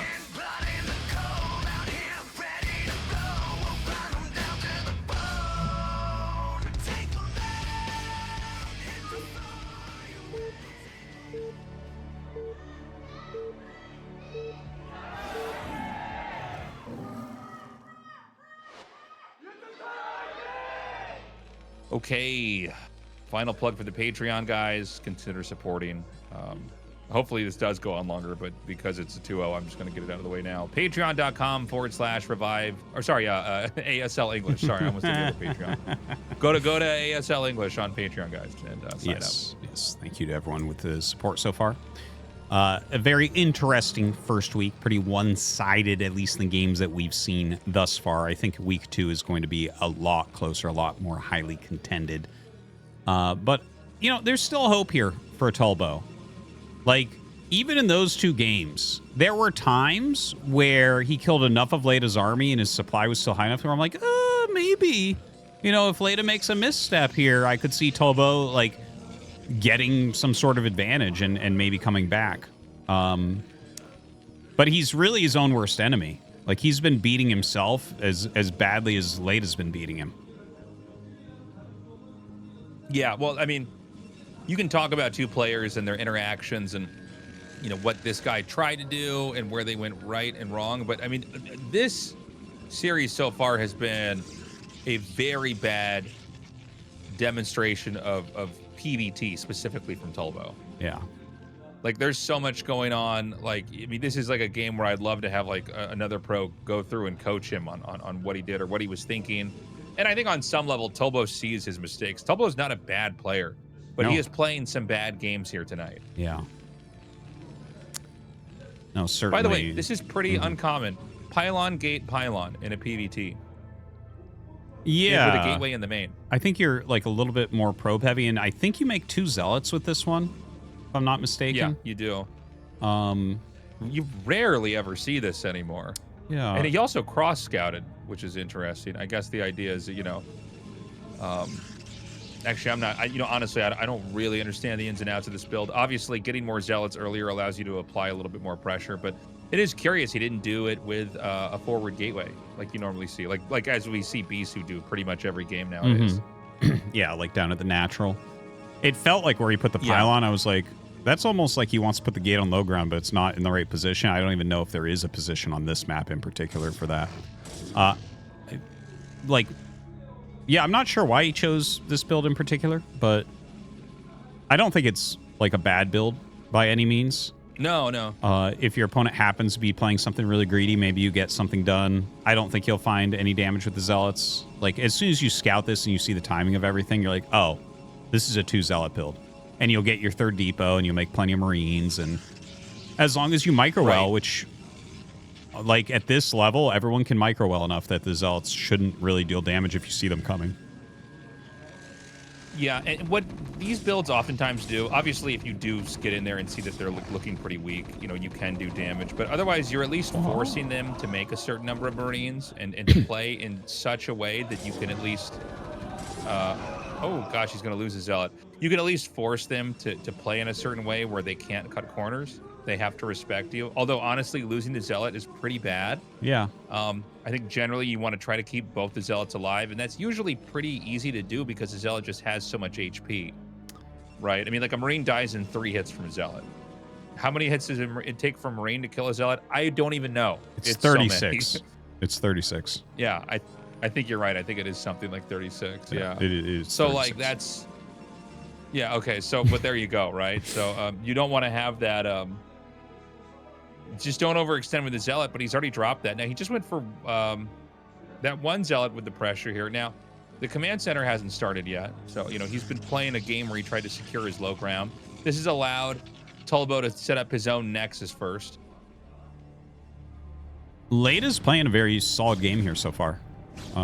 Yeah. You know, like, he's completely safe at all times, and his command center is with good timing, I think. Tulbo checks. I'm glad that he checks for that, because you never know. Leta's a sneaky player. Like, he might have something crazy coming and be trying to stop you from seeing that. So he gives a little bit of health on that goon, but I think that's a great choice. He basically wants to make sure that there's a command center there, because otherwise it means it's 2 factory. Yeah. And that's a great way to just lose a game, is when the bunker's pretty far out and they can't see it, you just go for double factory. And, you know, Protoss is busy, like, trying to get their observatory up and maybe make their 2nd and 3rd gateway, and suddenly they get pushed and get killed. Yeah. This is actually really good Dragoon movement from Tulbo. Catching that Vulture again. He didn't have vision of that for a long time, but kept track of where it should be. And he should be able to get it with the probe. Very nicely done. That was actually... See, this is the level of play that we want to see. Obviously, it's early on, and he did lose that Zealot, which was a little bit weird. Most top pros won't do that, but, like, tracking that Vulture just right. Losing one of your first Vultures is pretty painful as Terran. Like, the first, 1 to 4 Vultures, generally you get 3 or less, are really important for laying mines down in expansions and attack paths, right? Like, all sorts of different places that you want them. So really, when you lose that first Vulture, you're like, oh man, like, I really wanted to make sure I was checking on bases and stuff with that.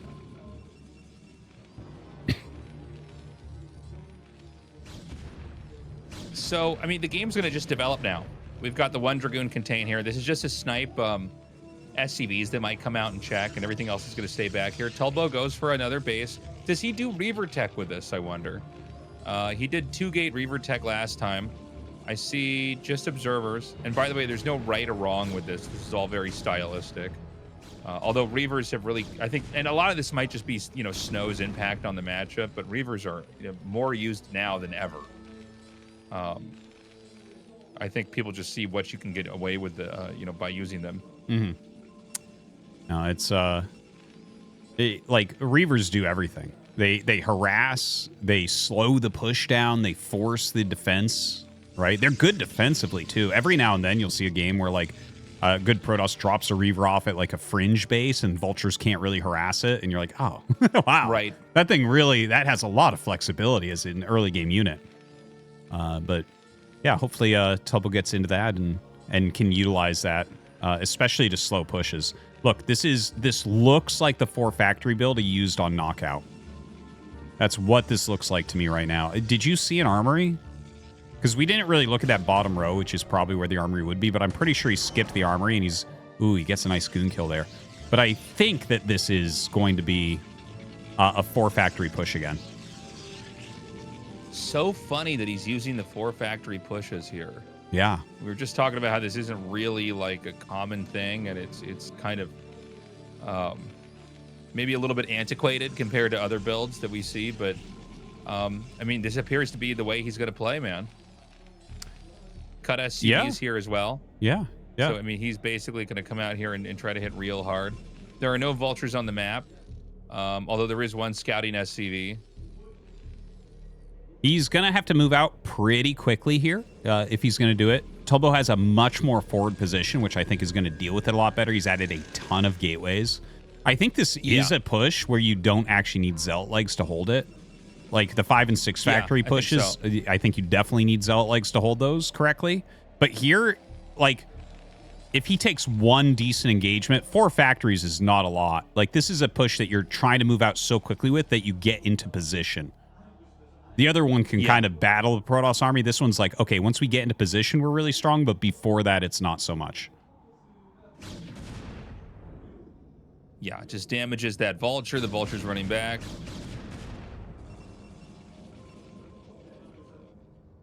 And, I mean, yeah, he's looking like he's ready to just surround this and catch it. Some of the vultures are going to run around. So a lot of times what you want to do is have like a small group of vultures come out here and do damage, and then here's where the push moves out. But he's going to end up encountering these dragoons right here in the middle of the map. Oh, wow. Tulbo takes a while to actually fire right there. And he does have 8 goons, so he's actually killing the tanks relatively quickly. But as that goon count goes down, it becomes a little bit more difficult. Picks off a fair amount of tanks. And again, don't forget, this is only 4 factory. You can't replace these units so easily. I think Tulbo did a good job here, even though it was a little bit messy at first, and Leta had some good tactics. Oh my god, the vultures get back. Well, when you're killing this many probes, even if your 4 factory push doesn't work, it's like, I feel like this opens up real opportunities for Leta to just expand and play a regular macro game. Oh, tasteless. Oh god. Oh, this is one of the worst feelings, is after you've pretty much held the push, the vultures start running in everywhere and just hitting everything.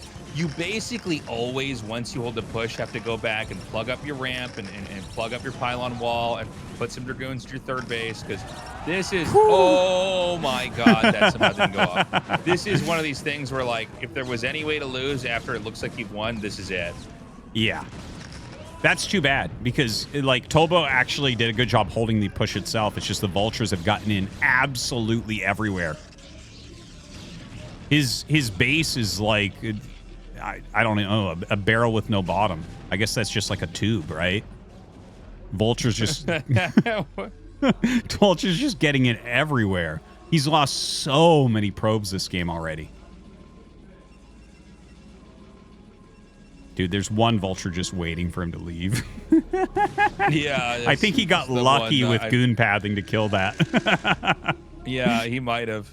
That's his strategy. Is his sim sitting in his base is so bad, his dragoons end up patrolling around to find other targets before they get out. Yeah. You can't harass him anymore because his goons are always stuck in his base. Yeah.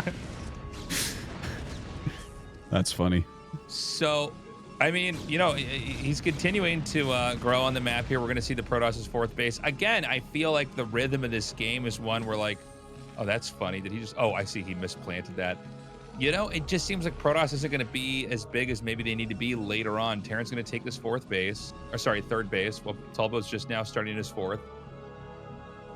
I have to give Tulbo a little bit of props. Like, yeah, after things happen in the game that look really bad for Tulbo, I always look up at the supply, and I'm like, how does he have that much more supply than Terran? I'm not entirely sure. But there's something about the way he plays where he has like this steady macro, and I feel like I'm always surprised. He always has a little bit more supply than I expect. I agree. I totally have the exact same feeling when I watch him play. I'm always like, wow, he's actually got more stuff than I expected. He must just have really good, be very good at hitting all of his notes here on the macro cycles, because he loses like a lot of probes. He's always got a lot of probes. He has a lot of dragoons walking into mines. He's still making stuff. The problem is he seems to be okay at playing a pretty rough and bumpy game. Yeah. But I just worry that Leta's, over time on a better trajectory. It's very hard to describe games like this because it's not like there's one moment where someone did something wrong. It's just like, you know, maybe the slowness of Tulbo reacting to things. And then occasionally he's making decisions in the late game that don't really seem to add up compared to the position that he's in. Yes. It's hard to evaluate him and where he's at in the game. And he makes enough mistakes that it's kind of like almost kind of meme worthy, where it's like, well, I mean, these are some big blunders. He actually reminds me a lot of the old StarCraft 2 Pro Patience, if you remember, where like Patience would get he would get like really deep in tournaments, but it looked like everything he did was wrong all game. And it was like, it was very perplexing. You know, and the thing is, he was the best at retaining high quality units, basically. I ended up rewatching like all of his games to figure it out. And it feels that way watching Tulbo, where I'm like, there's a lot of mistakes here, but actually he's on 4 base and he's almost maxed out, and like, you know, the game is still a game. And for a lot of players, it wouldn't still be a game right now. For a lot of players, it would be, Bisu would be like, yeah, I'm dead, you know? But Tulbo is somehow holding on. Like, there's some sort of consistency in his macro. Like, he's lost so many probes. Look how many probes he has. This guy has 70 probes right now, I bet you. Like, he has a serious amount of workers. Like, he's just nailing the mechanical aspects of this game is what I think is happening. And now we've got Leta coming down here into 6 o'clock. And this is kind of scary because if they get this space, first of all, it's so close to the Protoss, but it's not a place you can really punish. Like, you can see a double depot wall actually locks out literally everything from getting in here. And I do not think Tulbo should be doing this. No. This is a really bad idea. Yeah. My God. He's going to just try to, like, force his way up here, and then another depot wall comes up, and, like, I don't know, man. I mean, I know that you're not supposed to let them take a base, but, like, you're not going to get up there. And, again, the game's too late to where you can, like, maybe kamikaze your army up the ramp into their main and win. Yeah, well, that's, like, a very Tulbo moment right there, where it's, like, he just spent, like, 800 minerals of units to kill a building depot in an SCV. It's like, I don't know, I guess occasionally he breaks up there and there's not enough tanks and he can do something, but doesn't this time. Another little drop comes down and denies a little bit of mining, but he does get out of there. Tulbo is double expanding to the top right, so he's actually going up to 6 base against 4, which is, these are the right numbers for Tulbo. He's getting a bunch of cannons to stop some of this harassment. It looks like the harassment will get in right before the cannons. So another sad moment here for Tulbo, where he's definitely got the right idea, but it doesn't quite work out for him. Oh my God, Tasteless! Oh, how many there's pros even are more gonna down die? here? It's crazy. Oh my God, even more came. Absurd. The amount of probes that have gone down. Oh, this is so bad. I don't think shuttle speed's done, by the way. Oh my God, could he actually storm these vultures? Oh! Not bad. So, you know, it's very unusual you see the robotic support bay made late, because a lot of times you just get a Reaver and then you get shuttle speed and then you get the Templars later because it fits very neatly to the game. And also, you know, Reavers are best in the early and mid game, right? Like they're awesome in late game, but like there's a lot of moments where like you win or lose a game based off of how well you control the Reaver in the early and the mid game. But like I guess he is going to go for shuttle speed here, so he's basically going for this like Templar storm drop late game off 1 robo. And I don't know how this is going to pan out for him. I do feel like this is going to be tough to pull off. I mean, Leta is going to be maxed out in the next minute or two. Oh, yeah. You know, 1 or 2 more rounds of production in the factory, and he's going to be good to go. And I don't know. I mean, we'll see. You know, if Tulbo is to win, I think he needs to take the top left or at least keep, you know, this top right base alive. And he's got the gateways up over there. Yeah, I think that Tulbo right now, he needs to centralize his army. His entire army needs to be out in the middle of the map because Leta's about to push, and Leta's going to push really hard and really fast towards bottom right. And Tulbo needs to be in position either to counterattack or slam into the side of the push. Because, like, see this? If Leta is halfway across the map and you don't have that stuff in a better position, I think he's going to run away with the game. But Tulbo still has a chance right now, which is blowing my mind based on the amount of damage that we've seen coming out of Leta. But it's actually like, I feel like this is a really cool game to kind of learn from, to see like what actually matters, because things that we look at that normally end games, Tulbo's just kind of marching through. Ooh, let's take a look at this drop. He's going to have some Templars come in here with this, and he's going to storm down these SCVs. Ooh. Oh, my God, that's amazing. Dude, he just bludgeons his way into everything. You know that the X-Men character Juggernaut, where he just like runs through walls? Of course, yes. That's like Tulbo, except he doesn't have his Magneto helmet yet. Right? Well, like he needs some sort of extra anti-vulture harassment helmet, and then he's going to just be a god tier player. Yeah, he's Tulbo not right now. You know, the storm drops getting those SCVs is going to be pretty big. The problem is that the Terran main army hasn't been thinned out yet. And this push is going to come out. Man, he's even throwing down cannons here. You don't see this very often, but this is a good way to play the game, to throw cannons down at your bases to at least force Terran to have to like fight the cannons or siege up outside of him. I think he should have gone for 2 Robo, by the way, if he's going to do this drop play. Because you need observers. There's like basically no observers on the whole map. If you look, it's actually pretty sad.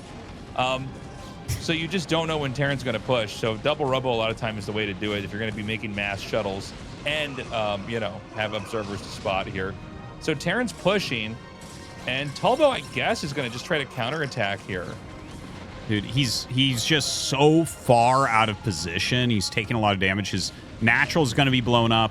His third base is going to be blown up. He does have top right, so like there's still some play to his position here. He stopped that 5th base from Leta.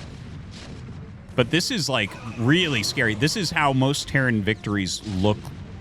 This is just what they look like, right? Like if you can push to the natural, most TVP wins, this is how they start. Is like you get to the natural, you cut off those reinforcements, you make movement really hard for Protoss, and then you get all your units together and kill other bases.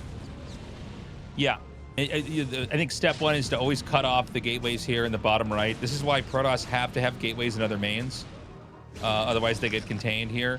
And then what you do is you fraction off a couple of tanks. You go and you take out other nexuses, like the 3rd base or the 4th base that was just now killed off. Now, there's a universe where Tulbo can still win this, but it's going to be very, very hard. Terran is very much in a winning trajectory here. Yeah, it's been rough. He's trying to break through this, but he's just lost 3 nexuses. His supply is getting a lot lower. He still actually has a decent bank, so like he can still recover that supply somewhat. Now, one thing to mention about Leta's position here, he doesn't have a 5th base. Like Tulbo certainly made sure of that. Right. He lost 3 bases to deny 9 o'clock, basically. But Leta doesn't have like that huge economy like we saw in kind of like game 1. You know, where he was expanding everywhere and getting away with it. That hasn't been the case. So, like, I think Tulbo still has a small chance, but, I mean, if I was Leta, I'd feel for sure. I'd be like, yeah, I'm going to close this out. Yeah, I mean, Leta's very close to doing this. Tulbo, I mean, look, there's a world where he makes it work, but it's going to be pretty tough. Oh, my God, I think that was full of Templars. Oh, boy. Oh, man. And now Leta is on the hunt here. You know, these, oh boy. Now here's the problem. This push can probably kill off the base that's just, you know, right where these Dragoons are kind of protecting. And it can probably hit the natural. And that's when you're going to have a Protoss basically on a main and maybe the 3 o'clock spot, you know? And there's just so many tanks. And by the way, the contain is still up here. Like, the Tulbo can't get out. Now, it's pretty rare that you ever see a double contain, but it does happen in TVP. And whenever it happens to the Protoss is like, how could this have ever happened to me? Yeah. You contained me at both of my mains? Like, clearly the Protoss did something wrong. And in this case, Tulbo did make some big mistakes here. And so we got to see if Tulbo can actually block this off. Because, like, this spot here, no one's ever going to break out of that. That you are locked up here.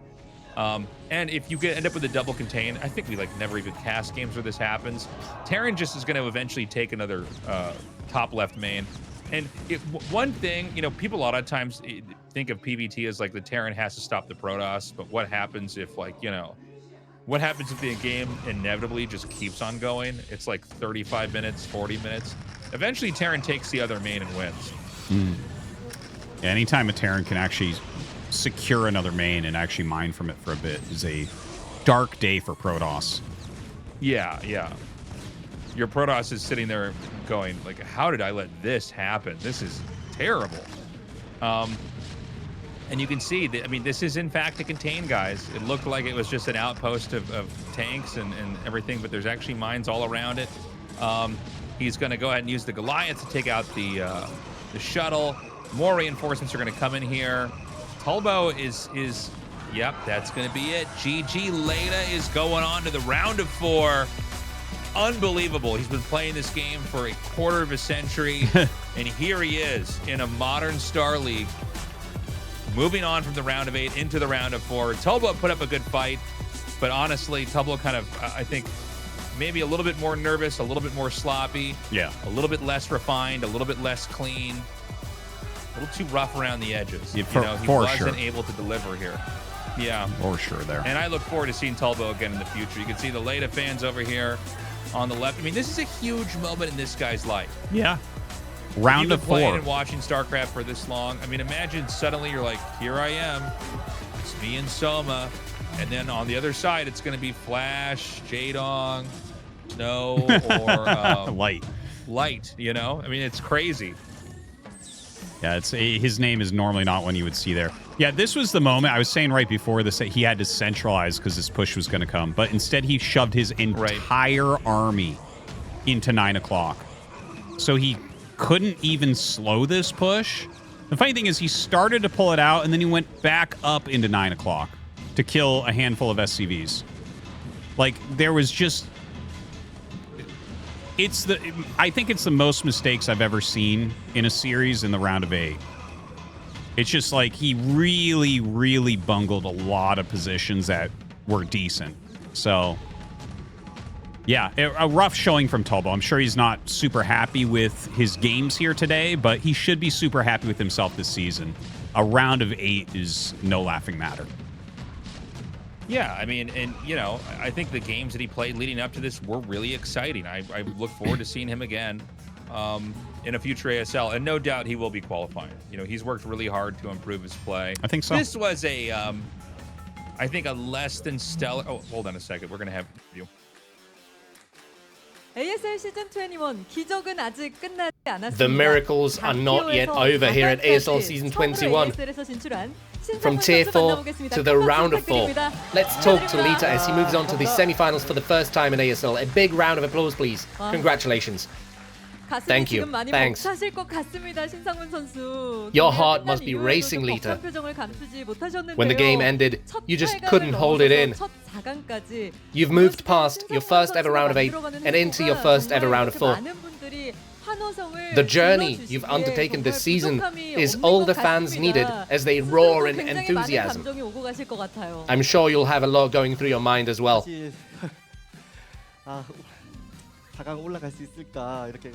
Can I even make it into the round of 4? I wondered about that a lot. I was nervous. I was worried. I had so many thoughts. Making it through, I'm just so happy. My mind is blank right now. No thoughts whatsoever. I was always right beside you during the winner interviews with you, Leta. And as you advanced to the round of 16 from the round of 24, you showed a ceremony. You were confident. When you advanced to the round of 8, you seemed surprised. You did not seem to know if this was real or not. Now as you make it into the round of 4, you are overflowing with emotions, with a lump in your throat. Just looking at this progression of emotional expression, I'm starting to fully feel what being here means to you. What do you say? I wasn't such a bundle of nerves when I first qualified for ASL, but the further I go, what should I say? I can feel the weight of it. The pressure is immense. But it feels so good. I think the weight you are talking about is perhaps the burden of wanting to show the viewers a worthy performance. The fans are certainly very expectant. They've had expectations starting with the round of 24. It's a little burdensome. They're saying my performance is good, so I know that I need to show games worthy of that. 오늘 잘 풀린 것 같아서 너무 좋습니다. Still, I'm really glad that things worked out well today. In the round of 16, you were in a 4-Terran group where you advanced to the quarterfinals, not dropping any maps. And when it comes to today, you scored a perfect 3-0 victory over a Protoss in the round of 8. The games you played today felt very similar to one another. Did you prepare with a mindset of finding a timing attack centered around using siege tanks? Speed and I, we had a meeting to discuss builds. He coached me this time. He was brought on as a coach. What's good, we thought. Well, tulbo is weak against this and that. We adapted this build to fit my style, and it worked. Today's perfect score is a result of you having perfectly analyzed your opponent for this best of 5. Now, Terran, Protoss, and in the round of 4, you'll play a giant of a Zerg and Soma. Coincidentally, you two are on the same university team. Yikes, what do you say? That means our team gets a player in the grand final. That's correct, the finals. The grand final. Competition is a harsh mistress. Right. It will be me winning and going to the grand final. It won't be easy, I know. He is last season's champion, but if I show how seasoned of a player I am, then maybe I can get a good result. It's still my turn, you're saying? It will be such a match to look forward to in the round of 4. The Play 4 Expo is just one step away. I bet there will be no bigger motivation for you than this. Tell us a bit about your aspirations. It's taken me 20 years. 20 years to get to such a high placement. 20 years to get to the top. I'm feeling greedy. This offline grand final stage that I've always wanted to play on has been all but a dream. But now I'll go and step onto that stage. Many people will be emotionally invested in your run now, Leta. It's probably difficult to express how big of a deal it is to have so many people cheering for you here in the studio as well. Please address your fans and the colleagues who helped you. Big thanks to Speed, and then Stork, Best, Mini, and one more. Oh, Snow. You know, they helped me a lot. It all worked out well because they are the Protoss cream of the crop. And then my friends right here, our university friends, thank you so much.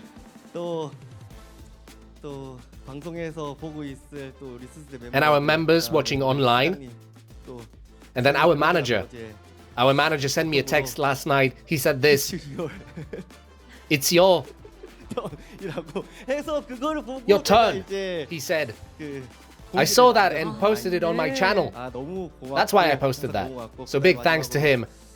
And lastly, my girlfriend for always being by my side. Thank you. And thanks to my fans. Thank you. Once more, congratulations on making the round of 4, Leta. Thank you. We've just heard from Leta as he advances to the semifinals for the first time in his life. Let's throw it back to the commentators. Okay. Another 3-0, Artosis. Yeah. Why are we having such short days here? Cool. Hopefully the other side of the bracket is going to be a little bit longer. You know, some kind of scuffed PVTs here, if we're going to be honest. Yeah. Leta did play well. I think tulbo was not really able to take the initiative. A lot of fundamental errors in how you approach PVT, but hey, whatever, man. Soma versus Leta is coming up next here in the round of 4. I cannot wait to cast that. Let's see what Leta can do. I think Soma, I mean, this is probably going to be like a 7-3 or 8-2 matchup, to be honest, but maybe Leta can come up with something. Yeah, I mean, between, you know, Marine rushes and weird Wraith builds, I think he can make the series entertaining, but Soma is like the leading edge theory crafter for Zerg. I think he's going to have the answers that he needs, but I think that, like, I believe it's going to be a best of 7. I bet you Leta takes a couple games. Like, I really do. I think he'll get like a bunker rush and maybe a really tight Wraith win, something like that. But if the game gets normal at all, Soma will crush. I think so. I think it's going to be about Leta trying to close it before the game opens up enough, and has extended long enough where Soma's going to be unstoppable. I don't think we're going to see like Leta beating Soma in late game. I think a lot of this is going to come down to early game, mid game, weird tech paths, a lot of control play. Should be fun. Next week, Jaedong versus Light and Snow versus Flash. I cannot wait. I am so excited. These games are going to be so good. You really could not ask for a better TVZ or a better TVT. Yeah, these are ridiculously good matches on both sides. They're really the right players to challenge each other too. Light is going to be a challenge for Jaedong. Like, historically, Light just crushes Jaedong in the modern era, and Jaedong's new and improved skills. This is a great test. This is a great test. If he can beat Light, anything's doable for Jaedong this season. Yeah. And he's already looked fantastic. I cannot wait for that match. And then, of course, Flash for Snow is, I mean, that's a repeat of a previous finals. It's the best PVT ever versus the best TVP ever. It's exactly what you want to see. I mean, it's going to be so exciting. Flash is once again saying this could be his last ASL. I personally, I always say, let's look at how he behaves, not at what he says. But look, I mean, if this is the last match he plays, this is a crazy one because Snow is God tier PVT. Yes. The best of all time, like you said. I mean, I think this is going to be an extremely tough match for Flash. Flash has returned after years and years of a hiatus. And already Jaedong's proven that Flash does indeed bleed. 2026 is a different time here, and while Flash might be one of the best players, he is not the undisputed god. And he's going to have that ultimate test going up against Snow. And look, if he can beat Snow, that's crazy. Maybe he can take this whole thing, because I truly do think that Snow is the ultimate challenge for someone like Flash. 100%. That's going to be such a good match. I'm sure everyone's going to be tuning in to try to check that out. So that's going to be a great week. This was a good week as well. A little bit one-sided, but hopefully that'll give us a really good round of 4, a really entertaining one. Yeah, a lot of fans here in the audience. People super happy. With the Leta Tulbo match, that was a crazy match. It's one of the more interesting parts of the story here of season 21 is that we had these two players actually get into the round of 8, and then they both had to play each other. That's right. And you know what? It really is going to spice things up for next season as well, having Leta with a seed up there. Not something that would be expected. So yeah. I think that does it for us. Thanks again, guys, for checking out the Patreon at patreon.com/ASL English. Any closing words, Tastosis? We love you. Sign up for the Patreon. Bye-bye, everybody.